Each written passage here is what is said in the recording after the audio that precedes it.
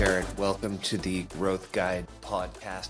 Before we dive into your books, No Worries, How to Live a Stress-Free Financial Life, I'd like to dive a bit into your backstory. The listeners are probably thinking, Jared Clint, it's easy for you to talk about being not stress-free with money because you both have a fair amount of wealth. But what they're ignoring is two things. One, that brings its own worries, which we're going to talk about. And two, we didn't start this way. So I want you to share some of your backstory that's led to writing the book and a bit about who you are, because you haven't come from wealthy beginnings. And that gives people a bit of an idea that there's a path they can take on this journey. Yeah. Thanks. Thanks for having me. So, I grew up single mother in southeastern Connecticut, lived with my grandmother for a bit. We were lower middle class. I wouldn't say we were poor, but I think lower middle class is an accurate description. I went to the Coast Guard Academy mostly because it was free. Got into it's a U.S. Service Academy and you don't have to pay to go. So went into the Coast Guard, graduated as an ensign, then I got promoted to Lieutenant JG, then Lieutenant.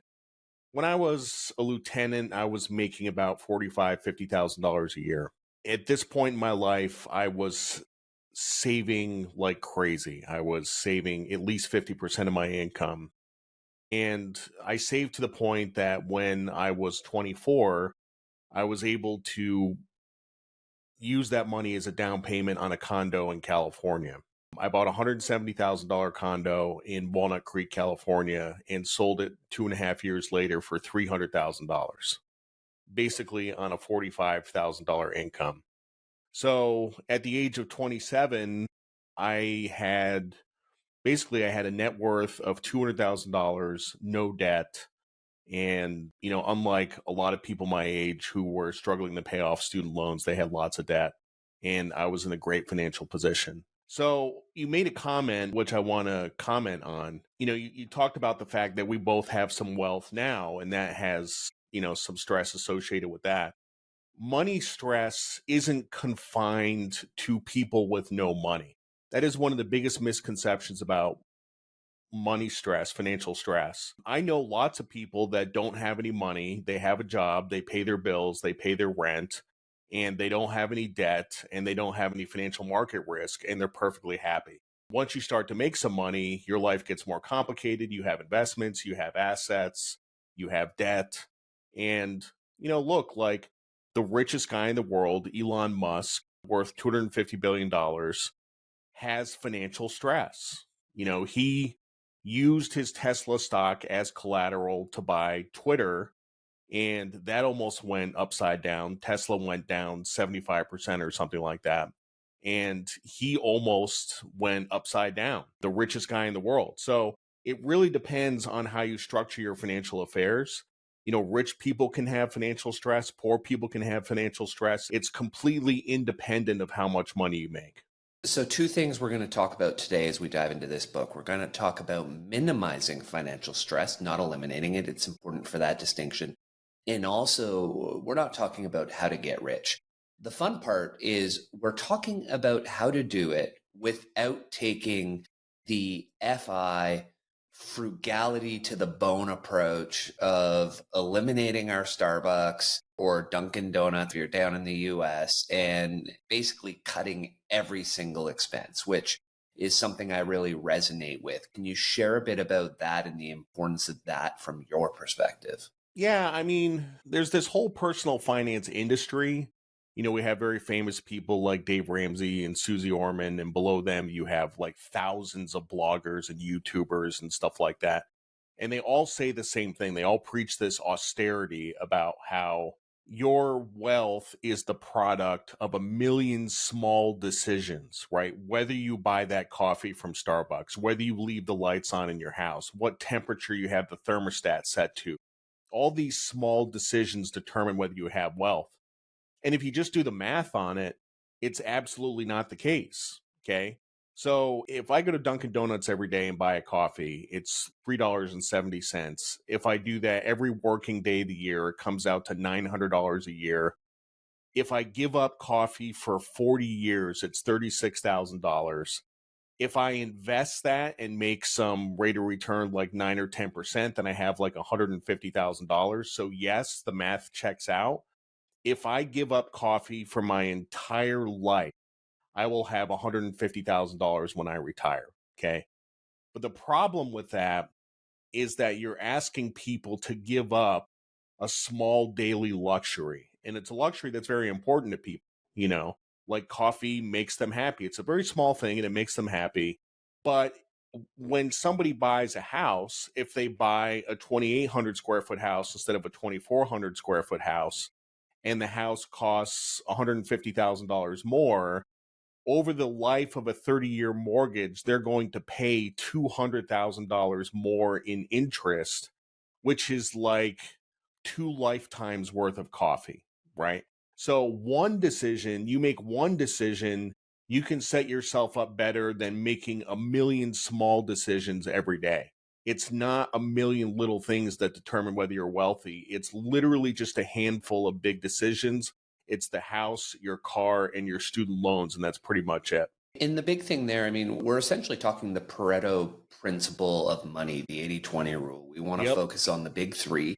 And even more importantly, I resonate with what you said when it comes to money as a choice. My friend and I, my closest friend, we've always had the approach of the easiest way to deal with buying what we want is simply to earn more money. And the way we look at that is there's no upside to how much we can earn. Like there's absolutely zero cap.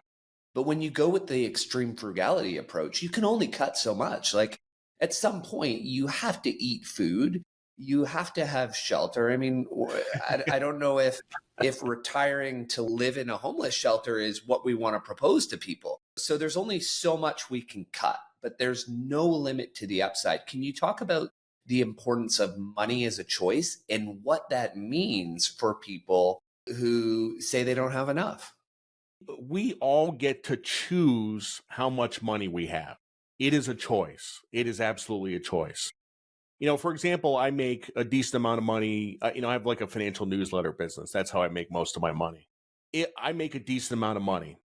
I could do other things to make more money. I could start a hedge fund. I could, work for a large bank. I could do other things. I choose not to do that for a bunch of different reasons. It would be too much stress. I wouldn't like the politics. I'd have to move to New York. So basically, doing what I do, I'm choosing to make the money that I make. Everybody gets to choose how much money they make. It is an absolute choice. And the thing that the personal finance experts never talk about is making more money. It's always about expenses. You have this pie, and we're going to slice the pie into smaller and smaller pieces. If you make $45,000 a year, you probably have the ability to save $2,000 or $3,000, right? Like you can cut out $2,000 or $3,000 more of expenses, but that's pretty much it. But if you get a different job, if you get a raise, if you change careers, if you do any of these other things, you could double, triple, quadruple your income. And by the way, it's another thing about this is that cutting expenses is not fun. It's really not fun. It's miserable. It's absolutely miserable. But if you go out and make more money, that is fun. That's a lot of fun. It's a much more enjoyable path. And so the listeners are hearing us say this and saying to themselves, what are these guys talking about? Like, of course, I want more money, and make more money sounds easy, but how do I do it? And you list 5 or 6 ways in your book, including entrepreneurship. What are 2 or 3 that you'd throw out to the listener to say, hey, if you want more money, here's a couple ways you can do it? Well, I mean, the simplest one is you can get a raise at your job, right? And I sort of I talk about that a little bit. Like, if you want to raise at your job, you better have a good relationship with your boss because your boss doesn't give raises to people he doesn't like. Okay. So if your boss doesn't like you, you're not getting a raise. And a lot of people think, well, if I'm really good at my job, that's all that should matter and I should get a raise. It doesn't work like that. Like your boss has to like you. You can get another job that pays more. You can go on the job market and interview at other firms and get a job that pays you incrementally more, $20,000 or $30,000. You can change careers. right? You can just change careers entirely. You can say, I want to be a real estate agent. And so you have to do the footwork around that. So you talk to some real estate agents, you find out what their life is like, and it's marketing and put in building a business. So that, being a real estate agent really looks a lot like entrepreneurship. And then being an entrepreneur, starting a business, that's the number one way that people get wealthy in this country, is through entrepreneurship. I don't really consider myself to be an entrepreneur. I mean, I've had a very successful business over the last 15 years. I really consider myself to be more of a writer or an artist, and I just kind of built a business around that. But building a business is huge amounts of fun. It's huge amounts of fun, and you will be happier even if it fails. Even if it fails, if you get it wrong and you make mistakes and the business fails, you will still be happier than you would be in your job. And there's something I really want to zone in on here, because this is when we talk about money being a choice and the examples we're giving. One of the things we're pointing out is that if you want more money, you have to work for it.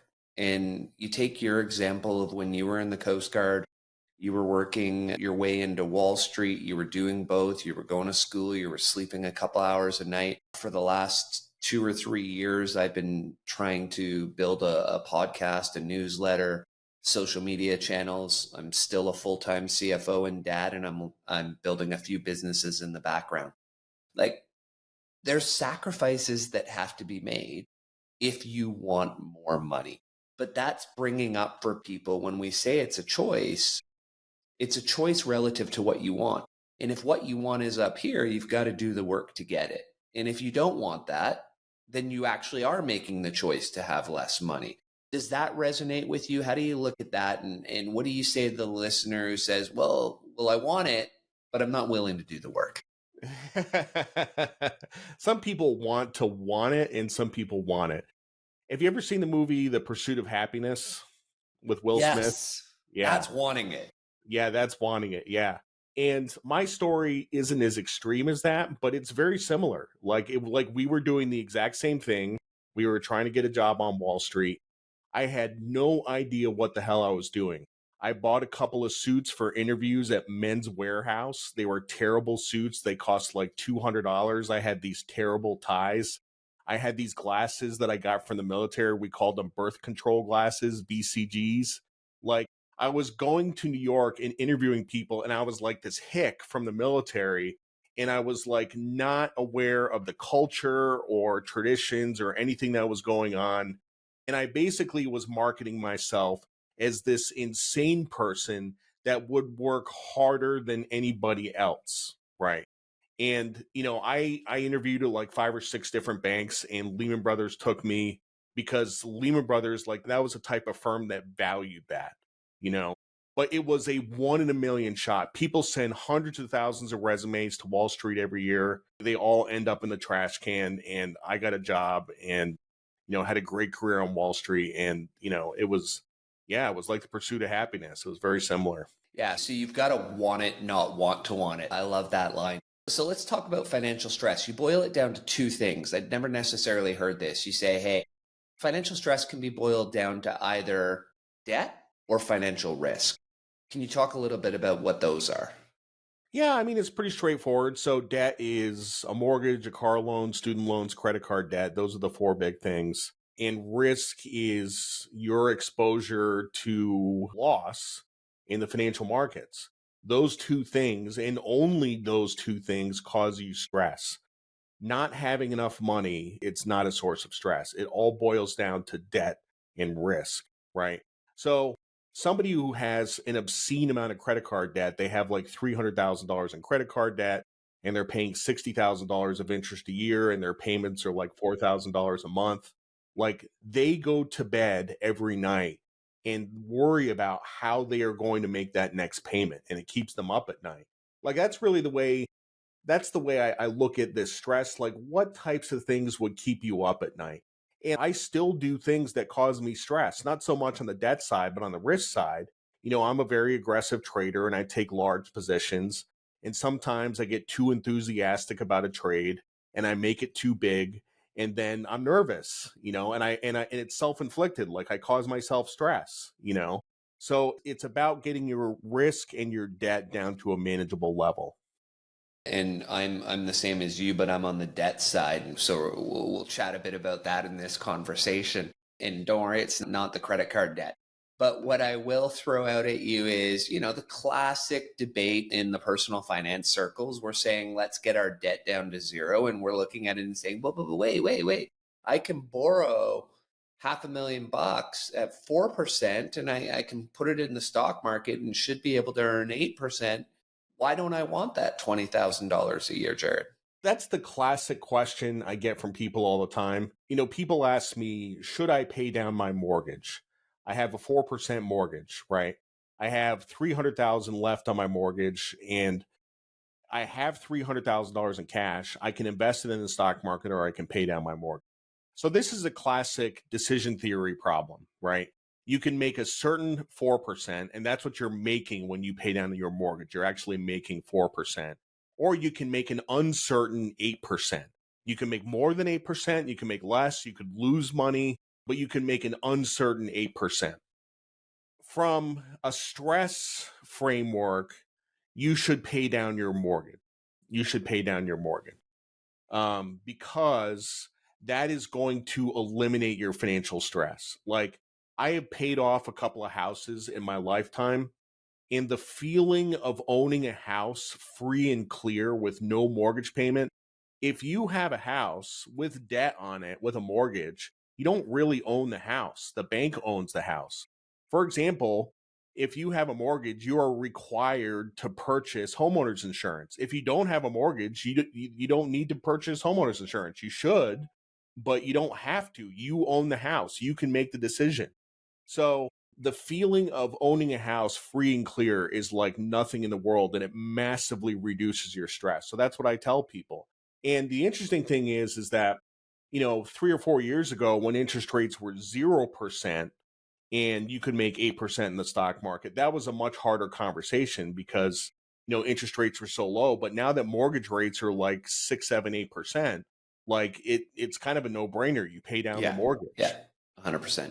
And it's the first time we're looking at it even personally. And I've wrote about this in my newsletter. And in the process, probably this spring, we're going to sell our house and downsize into a townhouse, and just looking at it and saying, financially, I just want to take that extra, we're in a high cost of living city. I want to take that debt off the table and just lower, it's exactly what you said, lower the stress levels and increase the optionality of what I'm able to do with my career. If I want to be able to make a pivot, which the plan will be this year, then I can't be sitting on a huge debt load. So absolutely agree with you on that one. Jared, you talk about something you write about a lot in your newsletter, actually. Volatility seems to be one of your favorite areas to write about and to trade on, I believe. And you talk about the purpose of volatility is to make people make stupid decisions. What do you mean by that? And how does that tie into our money conversation? Well, human beings are hardwired to be terrible investors, right? Like, let me put it this way. If you go to the grocery store and you want to buy eggs, if the price of eggs is low, you're like, great, I'm going to buy 5 dozen eggs. If the price of eggs is high, you're like, eggs are too expensive, I'm not going to buy any eggs. Financial assets are totally different, right? With eggs, you get excited by lower prices and you get demoralized by higher prices. But with stocks, you get demoralized by lower prices and you get excited by higher prices. So when a stock goes up, you're like, this must be a good stock, I'm going to buy it. When it goes down, you're like, this is probably a terrible stock, I should sell it. And people's like, the financial markets are just ruled by emotion, and people's instincts around investing are always bad, always bad. So what you can try to do with people, the wisdom around investing, I would say for the last 10 years, is buy and hold index funds and dollar cost average, right? But when you invest in an index, you get the returns of the index, which are great, but you also get the volatility of the index. And, the S&P 500 is pretty volatile. It moves around 16, 20% a year. And even if you have somebody coaching you, if you have somebody telling you dollar cost average, invest every month, if the stock market goes down 30%, you're going to panic and you're going to sell. And if the stock market goes up 30%, you're going to pile into it. It's just human nature, right? So volatility is the enemy. And you try to construct your portfolio in such a way that minimizes volatility so you don't experience these sorts of emotions that lead to bad decisions. Something that I really want to zone in on with you is this idea that you wrote about rich people, which is they have this belief that even if they lose everything, they can make it all back. What does that look like, and how does it tie to the three ideas you say will change your life? Revenue, upside, and luck. Yeah, I mean, I think that for 99% of people, the fear of bankruptcy, the fear of losing everything is what drives a lot of decisions. Because you would be bust and you would be poor, and that would be basically the end of the line. And, not to bring up Elon Musk again, but somebody like Elon Musk, he's willing to risk it all. Even if he went to zero, he could just start over and do the same thing all over again. He has that much belief in his abilities. Earlier, we talked about getting exposure to upside, right? And you can get exposure to upside a bunch of different ways. You can do it in your job if you have a career that basically there's no limit on how much money you can make. You can do it in the financial markets. You have exposure to upside. But I like talking about luck. Luck is a real thing. Luck is a real thing. And I consider myself to be a very lucky person. But the thing that I do that a lot of people don't do is I put myself in a position where I can be positively exposed to luck, right? So that is, how I ended up getting the job at Lehman Brothers was I got a job on the floor of the P-Coast Options Exchange. And the reason I got that job is because I went down there to have an interview with an alum of my business school. And after about 20 minutes, I said, "Hey, do you mind if I just walk around the floor?" And some guy came up to me and asked me if I wanted a job. I was just down there on the floor. And so you say, well, that's very lucky, but I put myself in a position where I could be exposed to luck. I took the action. I set up this interview and I was on the floor when somebody asked me if I wanted a job, you know? So my philosophy on this is always go to conferences, meet people. You never know what opportunities you're going to get. Always go to parties, always go to social events. I like to be out there meeting people, being positively exposed to luck. I'm in my office right now. It's a very small office. Nothing happens to me in here. Nothing happens. I don't get opportunities in this office, right? I have to go out and make stuff happen. And I always say people talk about the law of attraction, and it's great to have your mood board and your goals, but the key word in the law of attraction is action. And so you're doing the work you need to increase the surface area of your luck. I love that. Let's flip over to the greatest investment you'll ever make: marriage, who you marry. The other line I've heard, Jared, that you may appreciate is best investing strategy is to not get divorced.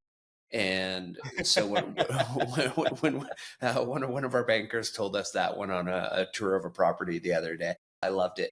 Filed that one in the memory bank. So why is that such an important decision? And what are you looking for in a partner when it comes to money? Because money is such a stress in relationships. You need to find somebody who shares your values on money. Okay. I got married very young. I was 23 years old. I've been with this girl since we were 15, right? Like we were high school sweethearts. We've been together for 35 years. We had similar values on money. I grew up lower middle class. She grew up poor, like really poor. And we were both savored. We both had the same attitudes towards money. We never got into fights about money. We've gotten into fights about a bunch of things in our marriage. We've been married for 26 years. We have never fought about money. Never. We're a team and we do things together. And in most marriages, you find people that fight about money. They get into like these knockdown, drag out arguments over like $50 that somebody spent. And it's toxic. Like it's really terrible. So, my wife and I were both cheap. We were both CFs. But you get some people who spend money, and you don't, if you're a spender, you don't want to be with somebody who's cheap. You're gonna fight about money all the time, So you want to be with somebody like yourself. So you want to find somebody that shares your values on money. Thanks for listening.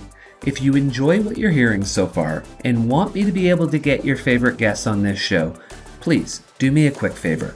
Subscribe to the show and leave me a rating.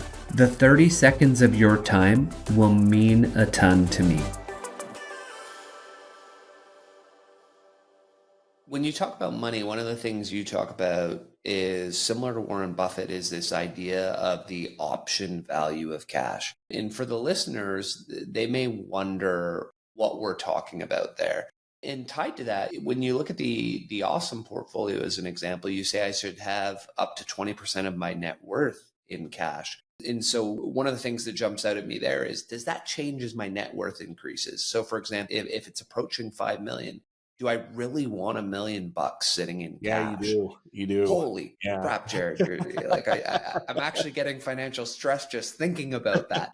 So why do you look at it as option value? And one of the reasons I think about that is, like, I look at you, or I think of me, and I do see an option value to it, because if there's blood in the streets, we're both going to plow that $1 million in and say, hey, that was the option cost. I sat on that cash and now there's an opportunity. I'm going to take it. But the average listener out there, you already said they're poor investors. And so when there's blood in the streets, they're just going to sit on that $1 million. So the option value is through the roof for them. Am I missing something on that one? Well, it's, having cash as an option doesn't just apply to financial markets. It also applies to buying stuff. So let's say you have $1 million in cash and you go on vacation to Fort Lauderdale and you're with your wife and you see a condo. You're like, oh my God, we have to buy this condo, right? Well, if you want to put down a down payment, you can just write a check. You can do it on the spot. Like, it's not a matter of, all right, I have to sell some stocks and move money around and sell this and sell that. And like, you can literally just write a check. So it could be a house, it could be a car, it could be something you like. But in terms of the financial markets, let's say we have a bear market and it's a really good time to invest. You need the 3 C's: courage, capital, and conviction. Okay. And you have to have and the first part of that is you have to have the capital, right? Like, you have to have the cash. And most people don't. Like, there were opportunities all over the place in 2009, 2010, and people could not take advantage of them because they did not have the cash, right? And you have to have courage, which is self-explanatory. You have to have the courage to make that investment, and you have to have the conviction: courage, capital, and conviction. There is, in 2006, of course, right? In 2006, in Myrtle Beach, they built this mixed use retail residential development. It's called Market Common. And it was built for $120 million. In 2010, it sold for $19 million. $19 million. And of course, what's happened since then, you've had this huge migration of people to Myrtle Beach. It's all built up. They have all this traffic. It was a home run. It was one of the greatest trades of all time. 19 million bucks. I mean, you could do that. Somebody with 20 million bucks could have just written a check. It was so cheap. And there were opportunities like that all over the place, but you have to have the cash. You have to have the cash. And the key one there is the courage and the conviction, because what people often ignore is they always hear that, saying invest when there's blood in the street. But what they forget is, when there's blood in the street, you're fucking scared. Like, there's blood in the street. Like, holy shit. Like, people around me are like getting taken out. Companies are going under. Like, I can't invest. It's a really important one you bring up there. And you almost also, like, I always blame it on concussions. Like, maybe I've got a switch flipped that I'm supposed to not want to buy real estate when everyone says it's a bad idea. But there's something there that people have to think about. So the other thing we want to talk about, so we already talked about revenue. We already talked about upside. We really want people to focus on that, earn more money. But on the other side of the ledger, something that we really want people to think about is credit card debt and eliminating that. Why is that such an important one we want people to focus on? And as part of that, looking at there's some conveniences to credit cards, there's some benefits with points, and for the average person, there's also a kick in the teeth with the compounding interest rate. Yeah, there's a lot to talk about there. First of all, credit cards are simply a convenient way to pay for things. They're a terrible way to borrow money, right? If you want to borrow money, go to the bank and get a personal loan at 8 or 10%. And that feels very much like borrowing money. Like you're in an office and this guy is wearing a tie and you're signing this paperwork and it's a loan and it feels like a loan. Credit cards don't really feel like borrowing money. Okay. The points thing is nuts. Okay. Interest rates on credit cards are 21%. Okay. With points, you're generally getting back 1 to 2% of your money when you spend. So if you're focused on the points, if you book a trip to Miami for $10,000, flights, hotels, rental cars, stuff like that, you're getting $100 back. But if you carry that balance over the course of the year, you're going to pay $2,000. If you carry a balance on your credit card, it makes no sense to focus on the points. The points only work if you don't carry a balance. And the funny thing is that the marketing on these credit cards, you see all these commercials. What are the commercials about? The commercials are about the points. They advertise how much points you get. When was the last time you saw a credit card commercial that advertised the lowest interest rate? I never see it. Nobody cares about the interest rates. They all care about the points, which doesn't make any sense. I mean, it's funny you say that. We just this weekend was out with some friends and we had a conversation about cards. And our friend sent us his referral link because the card he's using has the best points. And my wife signed herself up and then used her referral link to sign me up. So now we've got new credit cards. But one of the important things you talk about, because I pay for almost everything on credit cards. You use a fair amount of cash. I do the same thing as you. If I'm going to the ATM, I'll take $500 out at a time. It doesn't make sense to do less. But I pay for almost everything on the credit card. The key thing is, other than MBNA's 1% credit cards that I've been carrying about $70,000 on for about 13 years straight now, because it just seems like a gift, I've never carried a credit card balance because, similar to your rule, if you can't pay it off at the end of the month, don't buy it. Can you talk a little bit about the importance of that for people? Well, I mean, there's this quote that's attributed to Einstein where, supposedly he said that compound interest is the eighth wonder of the world. Negatively compounding interest is a bag of shit. It's like if you have credit card debt, see, with revolving installment debt, the interest doesn't compound. You pay the interest every month and it doesn't compound. With revolving debt, it compounds. If you have $10,000 in credit card debt and you have $200 of interest a month, the following month, you're going to have interest on interest, and that compounds over time. So people with huge amounts of credit card debt are negatively compounding. And that is not a recipe for success. Not a recipe for success. An absolute disaster. Something that would be fun to have a little bit of a debate on with you: houses. So one of the things you say that I always take a bit of an exception to is that houses are not an investment. The only reason I take an exception to it is it seems like a vast majority of people either don't invest, or when you look at buying versus renting, they don't take the difference in the payments and invest them. So you look at it and say, for the vast majority of people, the only investment they seem to ever make is the house they buy. Like they don't actually do any other investment. So that's the only reason I ever say, well, I kind of do look at it, a house as an investment for the average person. Yeah, I mean, residential real estate has appreciated at about 4% per year over the last 100 years, which barely beats inflation. It's not a good investment. Plus, you have all sorts of costs associated with that. You have insurance and you have maintenance and stuff like that. I kind of go back and forth in the book. I mean, it is an investment. It's not an investment. There's a lot of people. Let me give you an example. You have a guy in Brooklyn who bought his house in 1981 for $70,000. In 2022, he sells it for $900,000.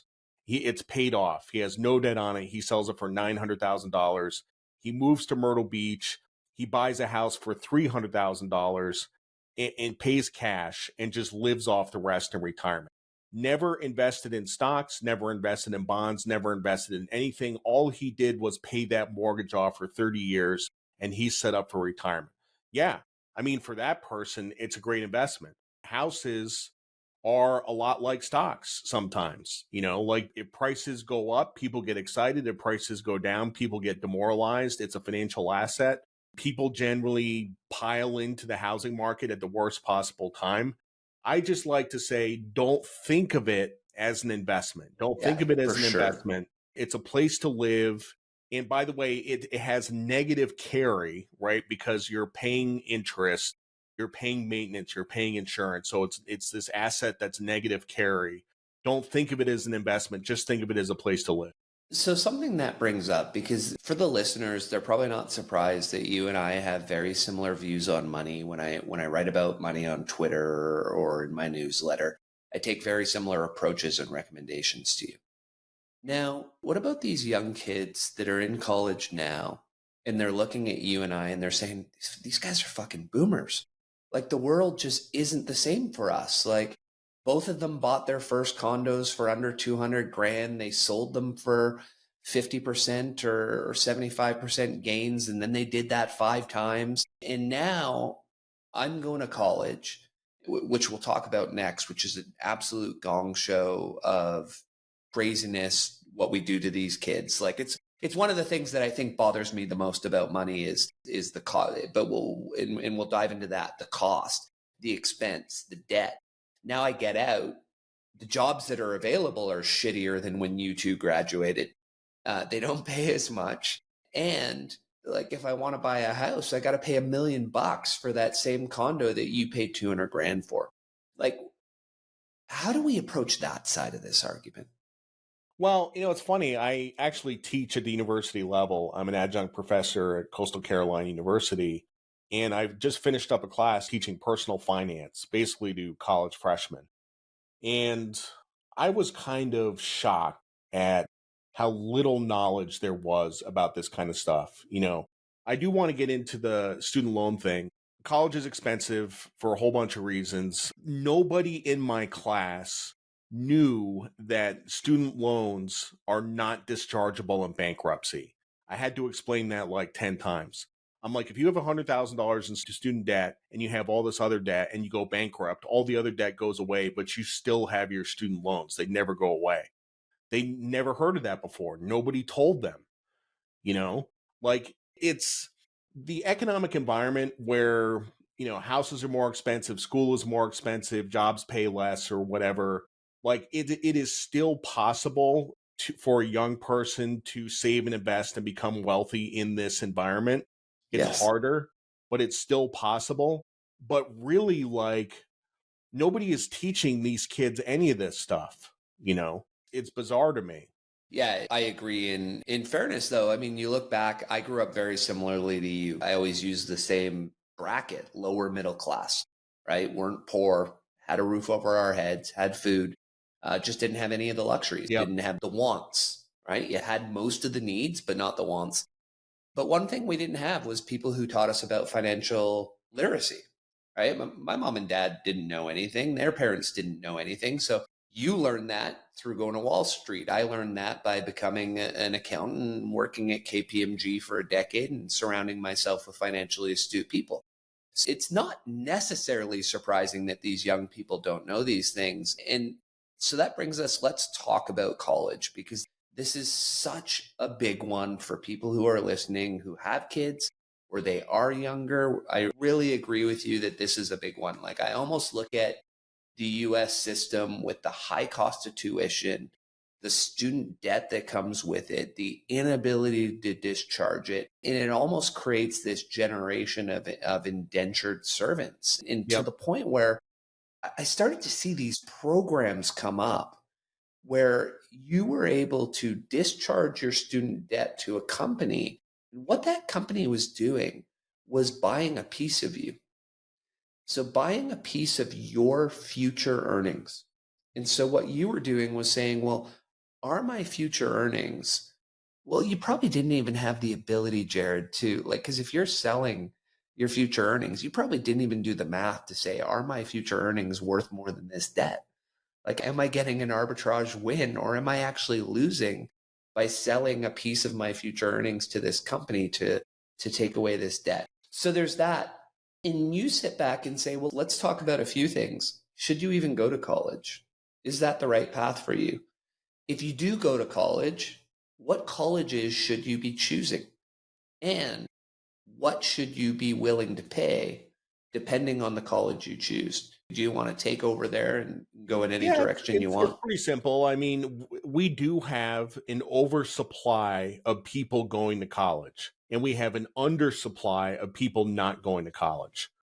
We have college graduates working in sales making 55,000 a year, and we have high school dropouts driving trucks making 110,000 a year. Like that happens.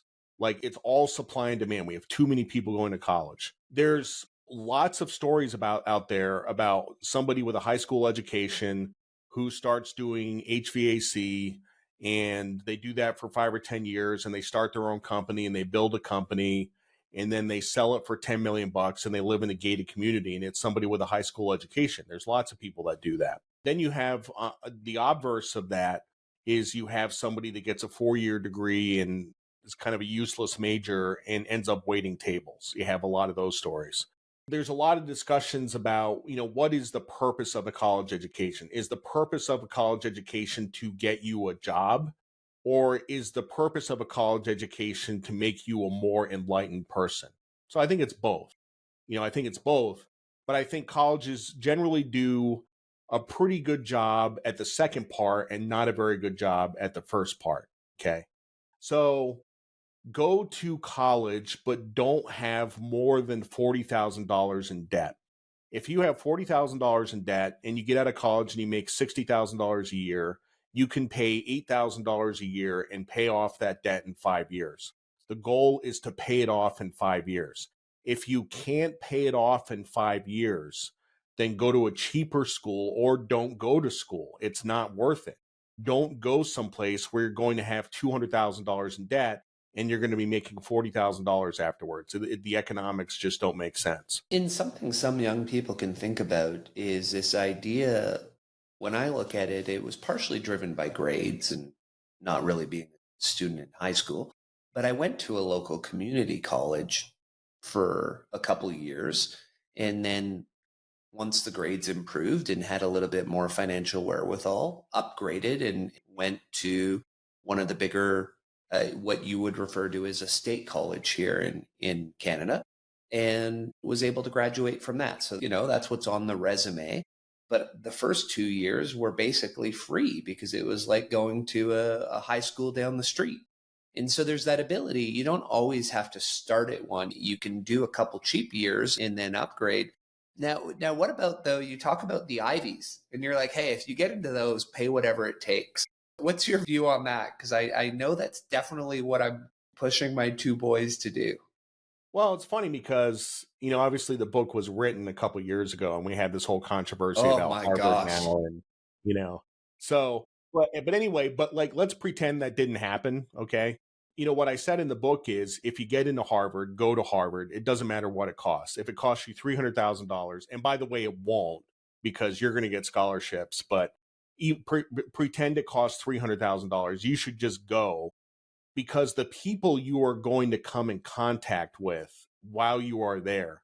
I mean, that's really the value of an Ivy League education, Ivy League or MIT or Caltech or Chicago or something like that. The people you are going to be surrounded with are going to go on to do incredible things.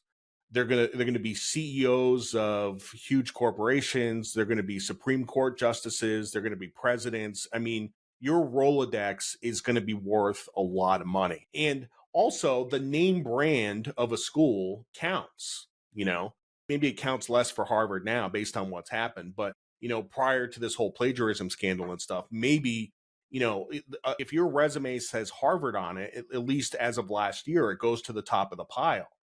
So that name brand of the school, a lot of people, parents do this all the time and they do their kids a disservice. They're like, well, we're not paying for this fancy Ivy League school. You can go to a state school. You can be in the honors program.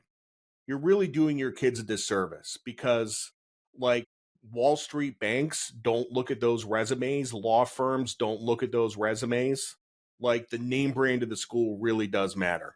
Yeah, and it comes right back to earlier in this conversation. You talked about luck, and one of the best ways I've enjoyed hearing someone describe it is increasing the surface area of your luck. In going to the Ivies, going to that name brand, it increases the surface area of your luck. The people you know, the name brand on the resume, 100%. The area for investing, so super complicated area. You boil something down to a very, very simple way with the awesome portfolio.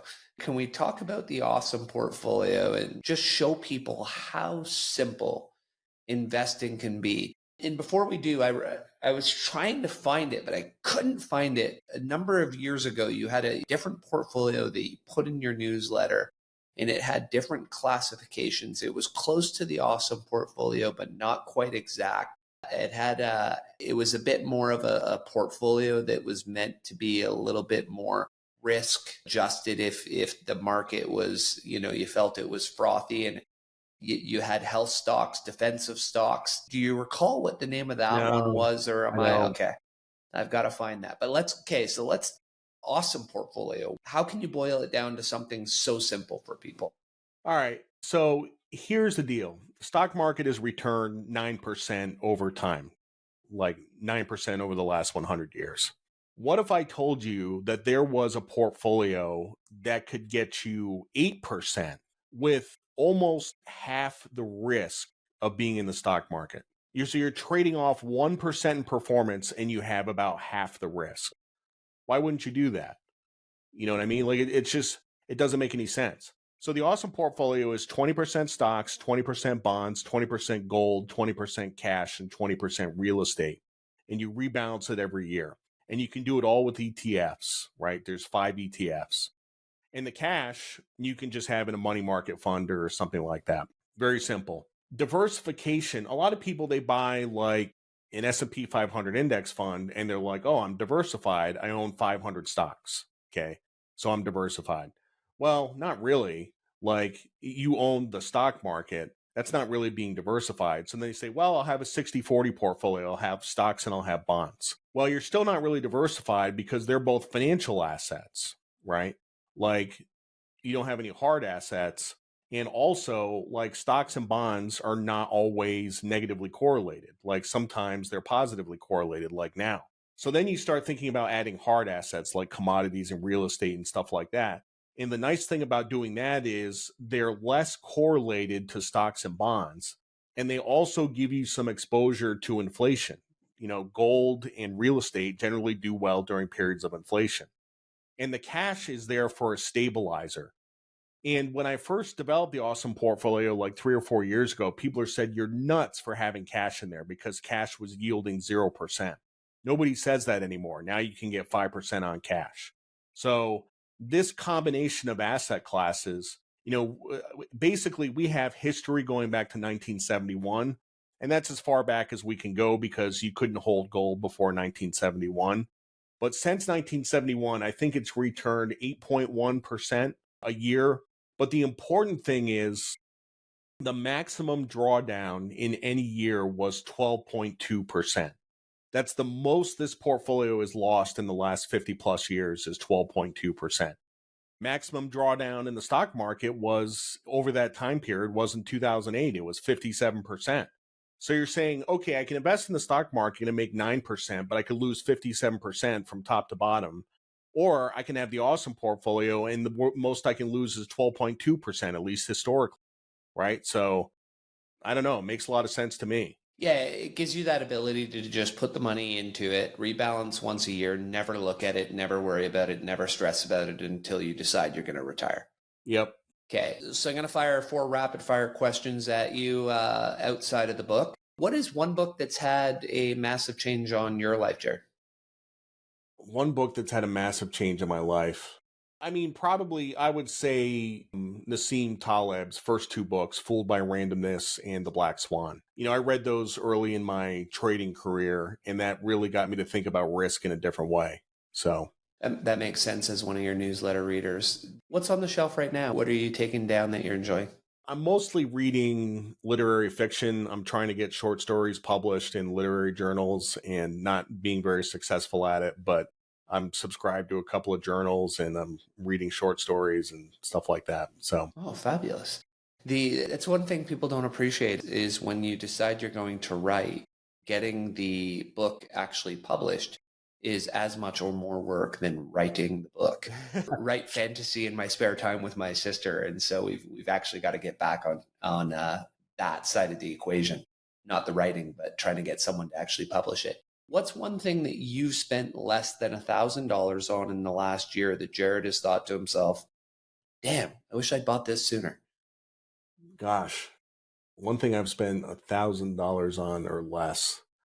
I don't know. That's a tough question. I don't generally buy gadgets and stuff. I buy clothes. I'm like a clothes horse. So it may not seem like it right now. I'm wearing a hoodie, but I actually I have bought probably half of what John Barbados has ever come out with. So I just buy clothes. And also I'm building a house, so I've been saving money. So I just really haven't spent money on stuff. So When is the house going to be done? about 3 months. And is it the classic 50% over budget, 50% over time? It's under budget. It is under What? budget. Yes. Yes. It is Well done. massively under budget. Yeah. Yeah, Yeah. it's just such a devastatingly fun and challenging process. So this show is about growth, it's about improvement. So what's one behavior change or mindset shift that you've had in your life that's had an oversized impact on you? In June, I graduated from the Savannah College of Art and Design with a Master of Fine Arts in Writing. And, it's funny, how do you summarize 3 years of school into one sentence? But the one thing I learned from that program is writers write. I write all the time, all the time. I write my newsletters. This is my fourth book. I'm going to have a book of short stories that's coming out at the end of 2024. I have another book of essays coming out. I'm going to be writing the sequel to No Worries. I just write all the time. I don't stop. So, I'm in the office here, and when I go home, I have dinner and I sit on the couch and I write. I write all the time, and that's what I learned from that program. It's just if you're going to do something and do it well, it has to be an obsession. It has Yeah. to be an obsession.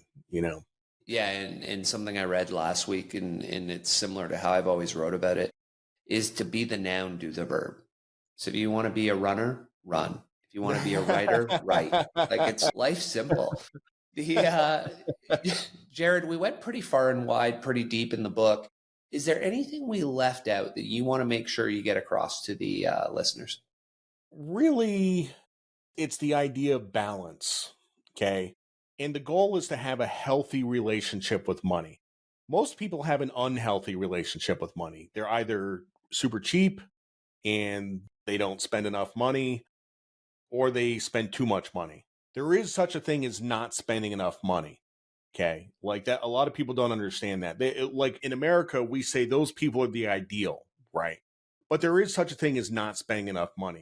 The goal is to have balance and to have a healthy relationship with money and to get to the point where you never even think about it. You spend 1% of your time thinking about money. That is the goal.